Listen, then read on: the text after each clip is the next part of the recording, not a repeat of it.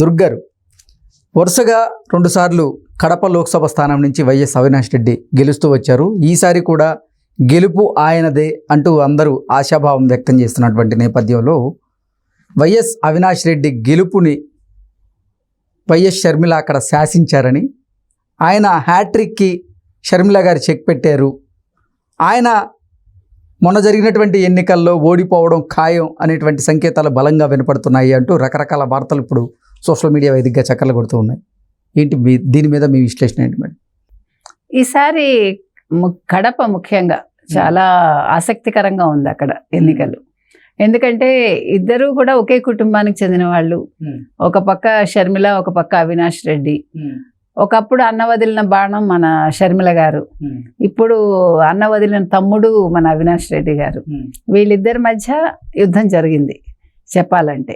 అంటే ఒకళ్ళేమో హంతకులకి ఓతమిచ్చారు అనే దీంతో బరిలోకి వస్తే, అంటే ఆయన రాలేదు, షర్మిల చెప్పిన మాట అది.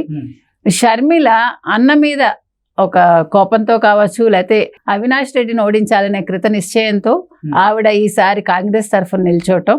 అసలు కాంగ్రెస్ అంటేనే పడని జగన్మోహన్ రెడ్డికి తన చెల్లెలు, స్వయానా చెల్లెలైన షర్మిలారెడ్డి కడపలో నిల్చోవటం ఆయనకి మింగుడు పడలేదు. ఆయనకి ఇష్టం కూడా లేదు అసలు మొదటి నుంచి కూడా. అసలు చెల్లెలు రాజకీయాల్లోకి రావడం ఇష్టం లేదు, అందున కాంగ్రెస్ నుంచి చెల్లెలు రావడం, కడపలో నిల్చోవటం, ఇవన్నీ కూడా ఆయనకి నచ్చని విషయాలు.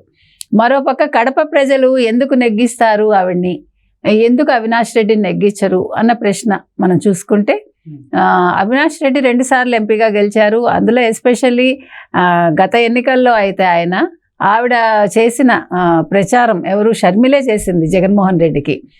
బై బై బాబు అంటూ ఆవిడ చేసిన ప్రచారం, తర్వాత ఆవిడేమో అన్నగారి గెలుపుకి కృషి చేయడం, ఇవన్నీ కూడా. ఇంకో పక్క అసలు ఈ విడిపోయిన ఆంధ్రప్రదేశ్లో కాంగ్రెస్కి అసలు కడపలో 100 ఓట్ల కంటే తక్కువ వచ్చాయని ఒక ఇది కూడా మనకు తెలుసు. సో ఈ నేపథ్యంలో ఈరోజు షర్మిల తెలంగాణకి వెళ్ళి ఒక పార్టీ పెట్టి మళ్ళీ ఆ పార్టీని కాదని ఆవిడ కాంగ్రెస్లో చేరటం, మళ్ళీ కాంగ్రెస్ తరఫున ఇక్కడ పోటీ చేసి నేను గెలుస్తాను అనడం, మీరు చెప్పినట్టుగా హ్యాట్రిక్కి ఆవిడ చెక్ పెడుతోంది అవినాష్ రెడ్డికి అనేది. సో ఇది వీటన్నింటికీ తోడు ఏం జరిగిందంటే, ఆవిడ సాయం ఆవిడ కొంగు చాచి అర్థించడమే కాకుండా మరోపక్క సుగుణమ్మ గారు ఆవిడకి సపోర్ట్ చేయడం, మీరు రాజన్న బిడ్డను గెలిపించండి, మా షర్మిలమ్మని గెలిపించండి, న్యాయం వైపు ఉన్నారు వాళ్ళు గెలిస్తే చివరి కోరిక, తర్వాత వైఎస్ వివేకానంద రెడ్డి ఆత్మకు శాంతి చేకూరుతుంది, ప్లస్ వారి హత్య గురించిన వివరాలు బయటికి రావాలి, దానికి వీళ్ళు గెలవాలి అంటూ ఆవిడ చెప్పారు. వీటన్నింటికి సాయం ఎన్నికలు ఎల్లుండి ఉన్నాయి అనగా విజయమ్మ గారు అమెరికా నుంచి ఒక వీడియో రిలీజ్ చేసి, మీరు రాజన్న బిడ్డ షర్మిలను గెలిపించాలి అని ఆవిడ ఒక వీడియో పెట్టడం, ఇవన్నీ కూడా సంచలనంగా మారి ఆవిడకి ఓటింగ్ శాతాన్ని పెంచడానికి అంటే ఇవన్నీ దోహదపడ్డాయి. అయితే మీరు చెప్పినట్టుగా ఇవన్నీ షర్మిలకి ప్లస్ చేస్తాయా అనేది ఒక $1 మిలియన్ క్వశ్చన్. ఎందుకంటే అసలు కడప కావచ్చు, పులివెందుల కావచ్చు, వైఎస్ కుటుంబానికి కంచుకోవటం మనందరికీ తెలుసు. అయితే రాజశేఖర రెడ్డి మరణానికి కారణమైన కాంగ్రెస్ కావచ్చు, లేదు రిలయన్స్ సంస్థలు అని చెప్తారు వీళ్ళు, అటువంటి దాంట్లో షర్మిల వెళ్ళడం, మరి దీన్ని ఎంతవరకు కడప ప్రజలు హర్షిస్తారు? సరే, వివేకానంద రెడ్డికి చివరి కోరిక ఉంటే ఉండొచ్చు, అది వేరే విషయం. ప్లస్ జగన్మోహన్ రెడ్డి చరిష్మా ఎంతవరకు అక్కడ ఫలించింది, లేదు అవినాష్ రెడ్డి మీద ఉండే అభిమానం ఎంత అనేదన్నీ కూడా 4వ తారీఖు కానీ మనం ఏది ఖచ్చితంగా చెప్పలేం. కాకపోతే ఇంతవరకు మనకుండే సమాచారం కావచ్చు, లేకపోతే మనం చూసినంత మట్టికి ఖచ్చితంగా షర్మిల అయితే గెలుస్తారు. అయితే ఎంత మెజారిటీ వస్తుంది అదొక క్వశ్చన్. బికాజ్ అంటే గతంలో చూసుకున్నట్లయితే గతంలో వైఎస్ అవినాష్ రెడ్డికి 3,80,000కు పైగా అక్కడ మెజారిటీ వచ్చినటువంటి దాఖలాలు ఉన్నాయి.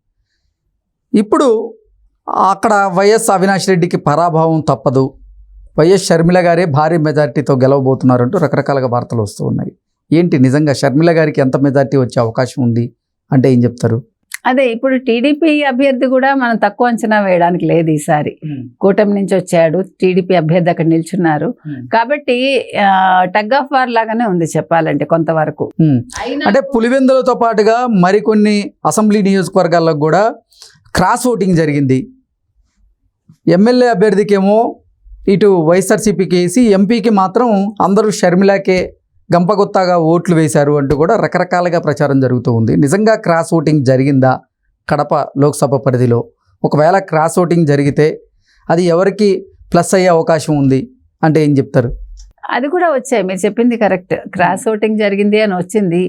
ఏదేమైనా ఏ రకంగా చూసుకున్నా అన్ని షర్మిలకే అనుకూలంగా కనిపిస్తున్నాయండి.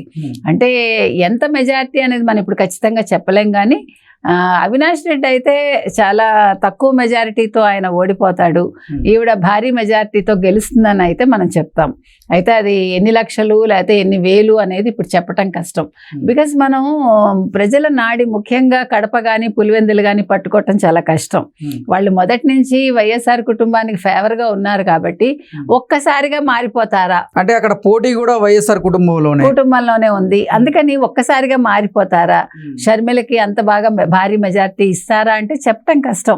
కాకపోతే సెంటిమెంట్ అనేది ఎంతవరకు పనికొస్తుంది, లేదు మొదటి నుంచి ఉండే అభిమానం ఈవిడికి పనికొస్తుందా, లేదు అవినాష్ రెడ్డికి అది మేలు చేస్తుందా అనేది మాత్రం మనం ఖచ్చితంగా ఇప్పుడైతే చెప్పడం కష్టం. ఏదేమైనా షర్మిల నెగ్గుతారు, అందులో సందేహం లేదు. నిస్సందేహంగా షర్మిల నెగ్గుతారు.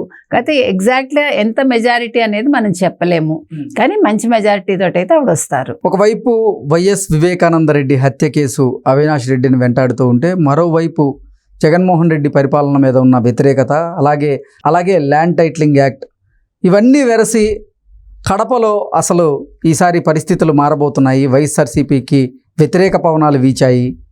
సో కడప లోక్సభ స్థానాన్ని వైఎస్ఆర్సీపీ కోల్పోబోతోంది. అక్కడ అవినాష్ రెడ్డి ఘోర పరాజయం పాలవబోతున్నాడు అంటూ కూడా రకరకాలుగా వార్తలు వస్తున్నాయి. నిజంగా ఈ వైఎస్ వివేకానంద రెడ్డి హత్య కేసు వల్లే అవినాష్ రెడ్డి ఓడిపోబోతున్నారా, అది సెంటిమెంట్గా మార్చుకొని షర్మిల గారు గెలవబోతున్నారా అంటే ఏం చెప్తారు? అది ఖచ్చితంగా అది ఉంటుందండి, దాని ఇంపాక్ట్ అయితే ఉంటుంది. ఎందుకంటే వైఎస్ వివేకానంద రెడ్డికి ఒక మంచి పేరుంది, మనకు తెలుసు నియోజకవర్గంలో.